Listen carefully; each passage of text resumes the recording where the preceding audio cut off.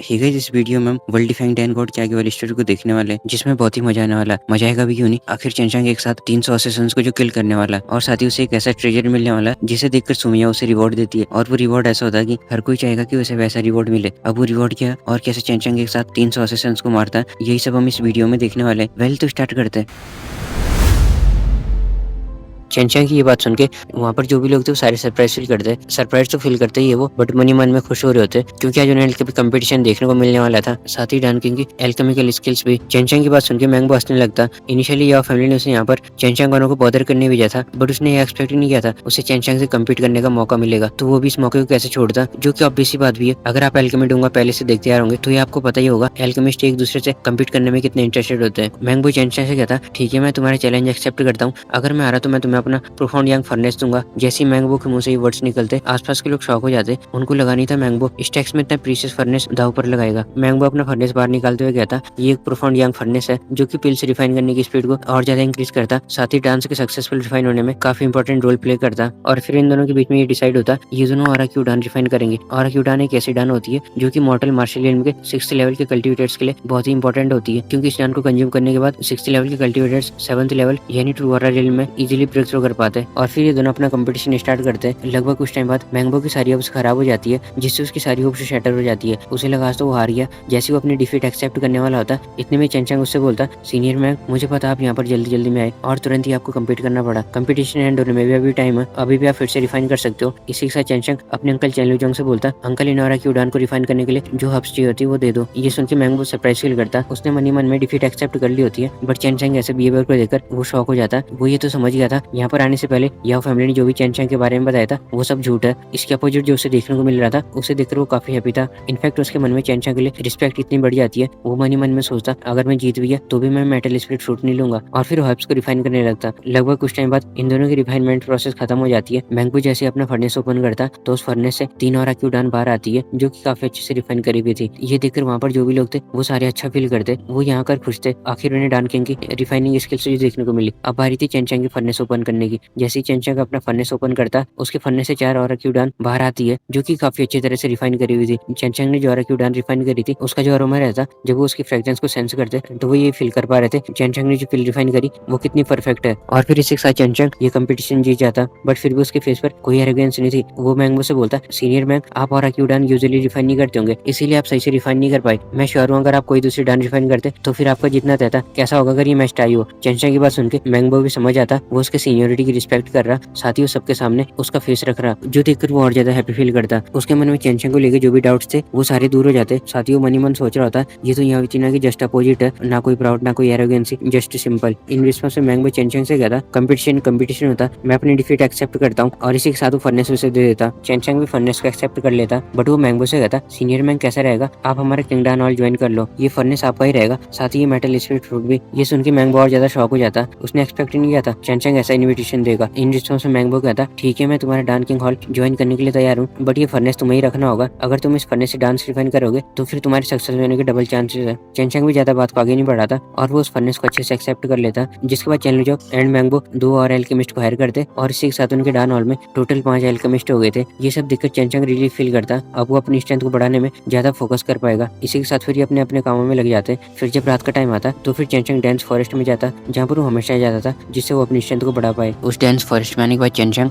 अपने पास से रखा हुआ फर्नेस बाहर निकालता और साथ ही रिंग में से सुमैया एंड बाइयू भी बाहर आ जाती है। जब वो दोनों फ्लॉलेस जेड ब्यूटीज उस फर्नेस को ऑब्जर्व करती है तो वो शॉक हो जाते हैं। बाइयू तो इस फर्नेस से डर रही होती है क्योंकि बाइयू डेविल एक्सरसाइज यूज करती थी और इसके पास इन बॉडी थी और जो फर्नेस था वो यंग टाइप का था, इसलिए बाइयू इस फर्नेस से डर रही होती है क्योंकि यिन एंड यांग दोनों एक दूसरे को अपोज करते हैं। आइदर साइड जो सुमैया होती है वो फर्नेस को देखकर बहुत हैप्पी फील करती है। उसकी आंखों में चमक साफ साफ दिखाई दे रही थी। सुमैया चेंचांग से कहती है, इस बार तुमने अच्छा रिवॉर्ड जीता, ये कोई ऑर्डिनरी फर्नेस नहीं बल्कि फायर ड्रैगन ब्लड जेट से बना हुआ। चेंचांग को ये समझ नहीं आता आखिर सुमैया के इन वर्ड्स का क्या मतलब। वो पजल लुक में सुमैया से पूछता, सिस्टर मियाओ ये सब क्या चीज है। इन रिस्पॉन्स में सुमैया चेंचांग को एक्सप्लेन करती है, ये जो फर्नेस है ये प्रोफाउंड यांग स्टोन से नहीं बना हुआ बल्कि एक ऐसे जेट से बना हुआ जिसमें ड्रैगन ब्लड था और जो ड्रैगन्स होते हैं वो हेवनली रैंकिंग के बीस्ट होते हैं। हो ना हो ये फर्नेस अपर रिल्म से आया होगा, क्योंकि अगर मॉर्टल रिल्म में कोई ड्रैगन डिसेंड होता तो फिर ये मॉर्टल रिल्म में तबाह हो जानी थी। ये सुन के चेंचांग शॉक हो जाता, उसने एक्सपेक्ट ही नहीं किया था मैंगबो से एक ऐसा फर्नेस देगा। और फिर सुमैया चेंचांग को और डिटेल में एक्सप्लेन करने लगती है। इस फर्नेस का true name name flame dragon brilliant furnace है, जो कि एक सेक्रेट लेवल का वेपन है। वेपन्स की बात हो ही रही है तो फिर मैं यहाँ पर एक और चीज बता देता हूँ। इस वर्ल्ड में वेपन्स को कई सारी कैटेगरीज में कैटेगराइज किया, जैसे कि ordinary weapon, spirit weapon, precious weapon और उसके ऊपर इमॉर्टल एंड सेक्रेट वेपन्स। सुमियाओ की सारी बात सुन के चेंचंग सरप्राइज फील करता। वो सुमियाओ से कहता, सिस्टर मियाओ, अब तो मुझे लगता है कि मुझे डांस रिफाइन करने में बहुत ही कम टाइम लगेगा। जहाँ पहले मैं 1.5 आवर लेता था, अब मैं मॉडल लेवल के डांस को विद इन हाफ आवर में रिफाइन कर सकता हूँ। क्या पता उससे भी कम टाइम में रिफाइन कर पाऊँ। ये सुन के सुमियाओ चेंचंग को प्रेस तो करती है, साथ ही वो चेंचंग से कहती है, अब मुझे लगता है कि हम दोनों सिस्टर्स अपनी स्ट्रेंथ को जल्दी रिकवर कर लेंगे। चेंचंग भी सुमियाओ की बात सुनकर नोट करता। वो सुमियाओ से कहता, सिस्टर मियाओ, ये तो अच्छी बात है, मैं आपकी स्ट्रेंथ को रिकवर करने में आपकी पूरी हेल्प करूंगा। चेंचंग की डिटरमिन्ड वॉइस सुनकर दोनों सिस्टर्स हैप्पी फील करने लगती है। भाई वहाँ पर थोड़ी देर रुककर रिंग के अंदर फिर से चली जाती है, क्योंकि वो उस फर्नेस से अनईजी फील कर रही होती है। इधर साइड जो सुमिया होती है वो चेंचंग के साथ उस फर्नेस को क्लोजली ऑब्जर्व करती है, और फिर ऑब्जर्व करने के बाद इन दोनों को एक और बात पता चलती है। इस फर्नेस को क्रिएट करने वाला पर्सन यान लोंगजी है, जो नाम सुनकर सुमिया बोलती है, ये कोई ऑर्डिनरी पर्सन नहीं होगा।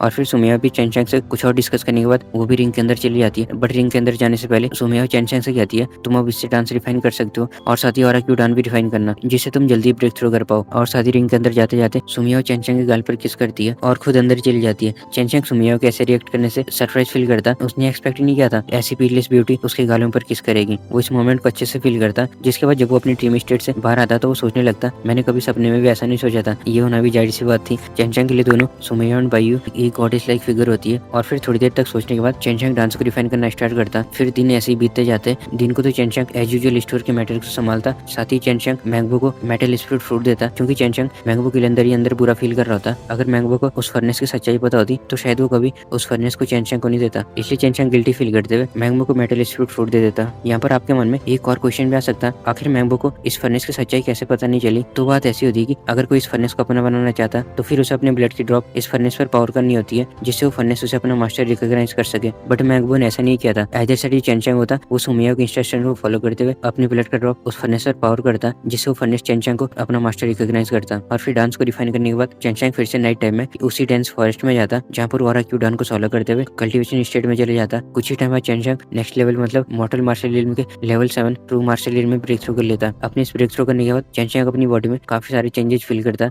जैसे कि वो अपनी ट्रू क्यू को ऑरा में ट्रांसफॉर्म कर सकता था। ये देख के चेंचंग काफी अच्छा फील करता। चेंचंग ब्रेक थ्रू करने के बाद खुश तो था ही है, बट कहीं ना कहीं उसे ये भी पता था बिग सेक्ट में ये स्ट्रेंथ जस्ट ऑर्डिनरी है, इसलिए वो ज्यादा एक्साइटेड नहीं होता। और मन ही मन में क्या था, मुझे भी और हार्ड वर्क करना होगा, क्योंकि कहीं ना कहीं उसे ये भी पता था उससे आगे भी बहुत कई होंगे। फिर जब चेंचंग की ब्रेक थ्रू करने की प्रोसेस खत्म होती है तो वो उस डेंस फॉरेस्ट से वापस जाने का डिसाइड करता। चेंचंग कुछ आगे ही पहुंचता कि वो कुछ सस्पिशियस एक्टिविटी नोटिस करता। वो फाइंड आउट करता कि उससे दूर कई लोग ट्रीज के पीछे छुपे हुए। चेंचंग कूल्ड वॉइस में कहता, क्या तुम्हें नहीं लगता तुम्हें बाहर आ जाना चाहिए। जैसे चेंचंग क्यों बोलता, उसे अपने और आता हुआ एक एरो दिखता। चेंचंग भी लाइटनिंग स्पीड से उस एरो को अपनी फिस्ट से पकड़ता, साथ ही उस फ्लेक्सिबिलिटी और एजिलिटी से चेंचंग अपनी जगह से डिसअपीयर हो जाता। इन नेक्स्ट मोमेंट चेंचंग उस एरो शूट करने वाले पर्सन के पास आ जाता, साथ ही अपनी ट्रिक से हिट करता, जिससे उस पर्सन की स्क्रीम्स वहां पर गूंजती है। एक बात तो तय थी, चेंचंग के उस अटैक से वो पर्सन मारा गया। और फिर चेंचंग अपने डिवाइन सेंस से आसपास के सीन को फिर से स्कैन करने लगता। इतना तो उसने भी सेंस कर लिया था, ये जस्ट अकेला तो होगा नहीं, इसके साथ कई और होंगे, और होता भी ऐसी है। चेंचंग के और एक साथ 300 एरो शूट होते हैं, जिन्हें ऑब्वियसली चेंचंग डॉज तो करता ही है। साथ ही वो डिवाइन एक्सरसाइज ऑफ 4 सिंबल्स में से divine exercise of white tiger use करता,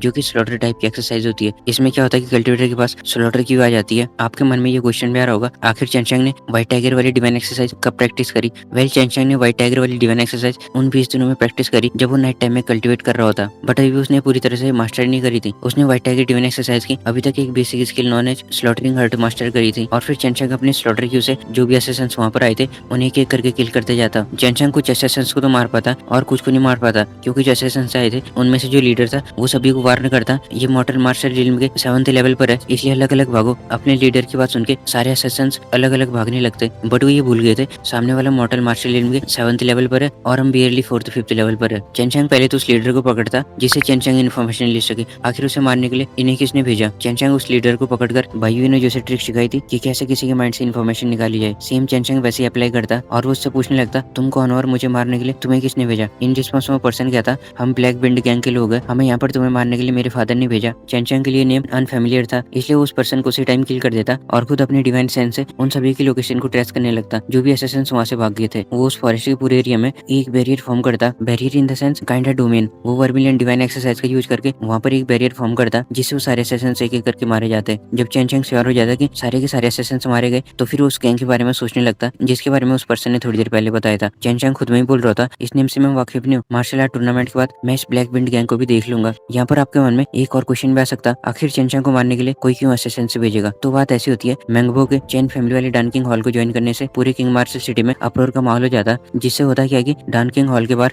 हर रोज कई लोगों की भीड़ लगी होती है और जो डान किंग हॉल की रेपुटेशन दिन प्रतिदिन बढ़ते जा रही थी, उससे कुछ लोग इनसिक्योर हो जाते हैं। अभी तक आपने भी गेस कर लिया कौन लोग इनसिक्योर हो सकते हैं? यस, याओ फैमिली वाले। अभी तक याओ फैमिली को अपनी फैमिली की जीनियस याओ तियानवा और शेल्टर के बारे में कोई इन्फॉर्मेशन नहीं मिली थी। इवन याओ फैमिली ने तो कई सारे एविल गैंग को डिस्ट्रॉय भी किया, सिवाय एक गैंग को छोड़ के, जो कि होती है ब्लैक विंड गैंग। तो फिर चैंचांग इससे समझ आता ये असैसिन्स किसने भेजे होंगे। कहीं ना कहीं याओ फैमिली और ब्लैक विंड गैंग एक दूसरे के करीब थे। चैंचांग ये सोचते सोचते डान किंग हॉल में आ जाता। सरप्राइजिंगली वहाँ पर पहले से कोई उसका वेट कर रहा था। चैंचांग जब स्टोर के आ गया था तो वो एक्साइटेड होते हुए कहता, फादर आप यहाँ पर कैसे? यस, चैंचांग के फादर चैन तियानु किंग सिटी में आ गए थे, बट शॉकिंगली उनकी कंडीशन ठीक नहीं थी। जब चैंचांग ये नोटिस करता तो वो जल्दी से अपने फादर के पास जाकर उनसे पूछने लगता, फादर ये किसने किया? चैंचांग ये तो बोल रहा था, साथ ही वो मन ही मन में फ्यूरियस हो रहा था। इन रिस्पॉन्स में चैन तियानु कहता, नहीं ये कोई बड़ी प्रॉब्लम नहीं है, ये जस्ट एक मामूली सी चोट है और मैं खुद ब खुद रिकवर हो रहा हूँ। बट चैंचांग ऐसा कैसे मानता? वो अपने फादर से कहता, फादर आपको मुझे बताने होगा ये किसने किया। चैंचांग के डिटरमिनेड फेस को देखकर चैन तियानु शॉक हो जाता, क्योंकि वो भी सेंस कर पा रहे थे उसका बेटा बड़ा हो गया। मोरोवर वो सिटी को छोड़ने के बाद चैंचांग की स्ट्रेंथ में चेंजेस को क्लियरली सेंस कर पा रहे थे। वो ये सेंस करते चैंचांग का मॉर्टल मार्शल इल्म के 7th लेवल पर है। वो चैंचांग से कहते, ये सब चैन फुरोंग का किया था। वो सिटी में आया था और मुझसे कह रहा था हमें किंग सिटी में डान हॉल को बंद कर देना चाहिए, बट मैंने उसे रिफ्यूज कर दिया, जिससे वो फ्यूरियस हो गया और हमारे बीच में फाइट हो गई। ये सुन के तो फिर क्या ही था, चैंचांग और ज्यादा फ्यूरियस हो जाता। वो गुस्से में कहता, चैन फुरोंग ओल्ड डॉग वो कब का चैन फैमिली छोड़ चुका, फिर भी चैन फैमिली के मैटर्स में क्यों इंटरवीन कर रहा? मैं मेक श्योर करूंगा उसे उसके किए पर पछतावा होगा। वहाँ पर चैन लुजोंग और मैंगबो भी होते, वो दोनों भी चैंचांग के गुस्से को क्लियरली सेंस कर पा रहे थे। मैंगबो चैंचांग को शांत करते हुए कहता, गुस्से में कोई डिसीजन मत लेना, अभी के लिए इंपॉर्टेंट है तुम्हारे फादर सही सलामत है और वो खुद ब खुद रिकवर हो रहे। चैंचांग ऐसी फॉर्मेलिटी के लिए तो नोट करता, बट उसके मन में ये चल रहा होता वो एक न एक दिन चैन फुरोंग से बदला लेगा। और फिर चैंचांग चैन लुजोंग एंड मैंगबो से कहता, वो जितनी जल्दी हमारे डान किंग हॉल को बंद करने में लगे हुए, हम उतनी जल्दी अपनी डान किंग हॉल की ओपनिंग सेरेमनी रखेंगे। इसी के साथ चैंचांग वहाँ से चले जाता। फिर हमें सीन थोड़ी देर बाद का दिखाया जाता। चैंचांग मन ही मन में कुछ सोचते हुए आगे बढ़ रहा होता। इतने में रिंग के अंदर से बायुई की वॉइस आती है, ब्रेड तुम्हें बताना तुम क्या करने जा रहे हो सकता है कि उनकी स्ट्रेंथ तुमसे भी ज्यादा हो, फिर तुम उनसे कैसे डील करोगे? अभी तक आपने भी गेस कर लिया होगा चैंचांग कहाँ जा सकता है। यस, वो ब्लैक विंड गैंग के हेडक्वार्टर में जाना चाहता था, क्योंकि वो इस प्रॉब्लम को जल्दी से जल्दी ठीक करना चाहता था। जो कि जाहिर सी बात है, पहले तो चैंचांग को मारने के लिए उन्होंने असैसिन्स भेजे और फिर उसके फादर को इंजर्ड किया। हालांकि उसके फादर को याओ फैमिली ने इंजर्ड किया,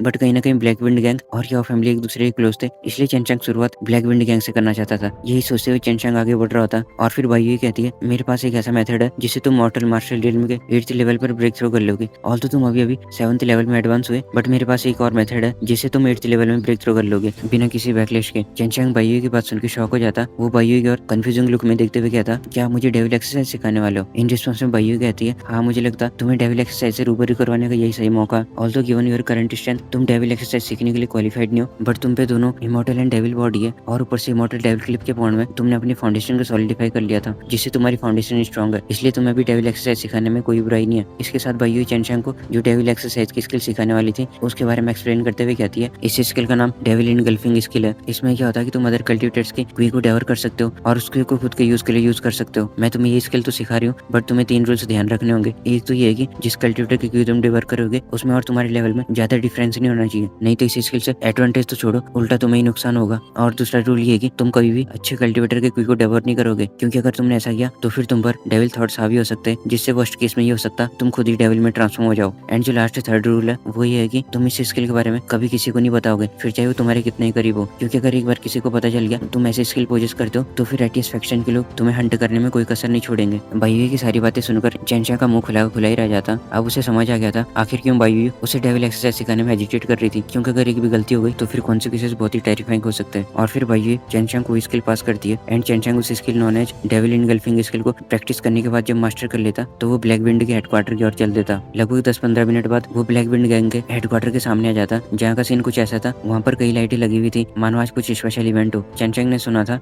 आज ब्लैक विंड गैंग के लीडर का बर्थडे, तभी इतनी सजावट है। जब चैंचांग दूर में पहुंचता तो वहाँ पर एक सोल्जर उससे कहता, तुम कौन हो और तुम्हारा इन्विटेशन टोकन कहाँ? इन रिस्पॉन्स में चैंचांग कहता, मैं चैंचांग हूँ, मुझे तुम्हारे लीडर से मिलना। चैंचांग नाम सुनकर वो सोल्जर शॉक हो जाता। वो चैंचांग से कहता, आज लीडर का स्पेशल डे, इसलिए तुम उनसे किसी और दिन मिल सकते हो, और वैसे भी तुम्हारे पास कोई इन्विटेशन नहीं है तो फिर तुम्हारा मिलना मुश्किल है। वो सोल्जर चैंचांग से ये तो बोल रहा था, साथ ही वो दूसरे सोल्जर को साइन लैंग्वेज में अपने लीडर को इन्फॉर्म करने के लिए बोलता, क्योंकि ऐसे मैटर्स को सॉल्व करना सोल्जर की बस की बात नहीं थी। कुछ ही देर बाद ब्लैक विंड गैंग का लीडर बाहर आता और वो चैंचांग से कहता, यंग मास्टर चैन, तुम्हें जो भी बात करनी होगी तुम किसी और दिन कर सकते हो, आज मैं बहुत बिजी हूँ और मुझे गेस्ट को एंटरटेन भी करना। ब्लैक विंड गैंग लीडर की बात सुन के चैंचांग समझ जाता ये ऐसा नहीं मानेगा, इसलिए जब उससे कहता जी भाई आज मैं जब फॉरेस्ट में ट्रेनिंग कर रहा था तो तुम्हारे लोगों ने मुझ पर अटैक किया, क्या तुम इसके बारे में कुछ नहीं जानते? इन रिस्पॉन्स में चीफ यही कहता मुझे नहीं पता तुम किस बारे में बात कर रहे हो, तुम पे क्या प्रूफ है कि वो लोग ब्लैक बिल्ड गैंग के लोग थे। ये बोलने के साथ साथ चीफ यही मनी मन सोच रहा होता उन 300 असिस्टेंट्स में से उसने अपने बेटे को ही भेजा था और वो सारे ही गायब है। उसने सुना था कि जंगल में आग लग गई है तो फिर उसने एज्यूम कर लिया था उन सभी असिस्टेंट्स के साथ चैनचांग भी मारा गया, इसलिए अंदर ही अंदर हैप्पी फील कर रहा था। बट जब उसने चैनचांग को अपने सामने देखा तो फिर वो अंदर ही अंदर बहुत एंग्री हो जाता। ब्लैक बिल्ड गैंग के लीडर का रिस्पॉन्स सुन के चैनचांग कहता चलो ठीक है मान लिया तुम्हारी गैंग के नहीं थे, बट मैं यहाँ पर तुम्हें रिमाइंड करवाने आया हूँ, क्या पता तुम्हारी गैंग का नाम किसी ने यूज किया हो। और फिर उसे रिमाइंड करवा के चैनचांग अपनी स्टोर की ओर वापस चल देता। अब इससे आपके मन में क्वेश्चन आ रहा होगा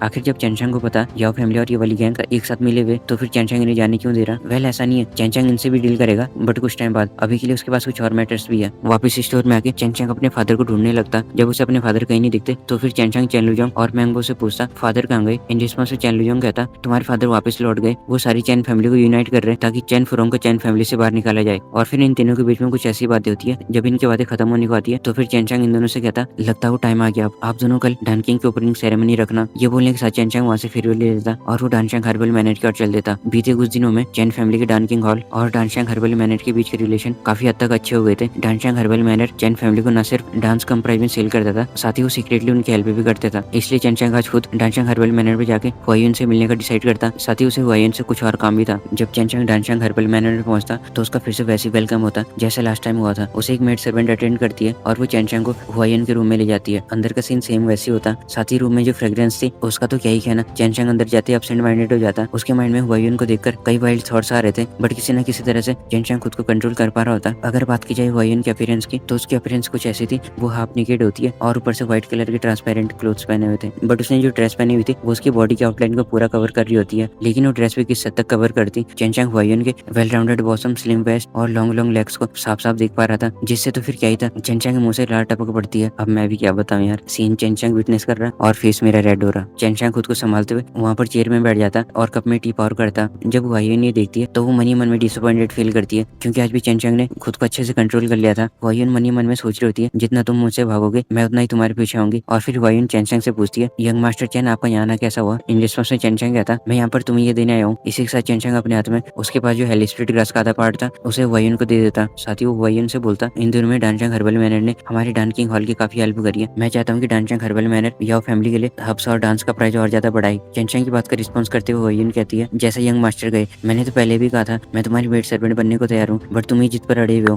ऑब्वियसली हुआयुन चैनचांग से टीजिंग में बोल रही होती है बट कहीं ना कहीं उसके लिए सीरियस थी। वो चाहते थे कि चैनचांग उसे अपना मेड सर्वेंट एक्सेप्ट करे। अब ऐसा क्यों है वो तो आपको आगे जानने को मिलेगा। और फिर इनकी बातें ऐसी चलती रहती है। बीच में चैनचांग हुआयुन से कहता कल हमारी डांसिंग हॉल की ओपनिंग सेरेमनी है, क्या आप वो सेरेमनी अटेंड करोगे? मैं वहाँ पर नहीं रहूंगा क्योंकि 2 दिन बाद किंग मार्शल सिटी का कंपटीशन स्टार्ट हो जाएगा और उसके लिए मुझे प्रिपेयर करना, तो फिर मैं वहाँ पर प्रेजेंट नहीं रहूंगा। क्या तुम मेरे ब्याह पर वहाँ पर रहोगी? साथ ही वहाँ पर उनकी हेल्प भी करना। हुआयुन भी इसके लिए मान जाती है और फिर चैनचांग एंड इस फ्लॉलेस जेड ब्यूटी की बातें चलती रहती है। हम भी इनको डिस्टर्ब ना करते हुए इन दोनों को अच्छे से बात करने देते और इस वीडियो को यहीं पर स्टॉप करते हैं। आई होप आपने इस वीडियो को एंजॉय किया होगा। बाकी आप अपने ओपिनियंस कमेंट सेक्शन में शेयर कर सकते हो।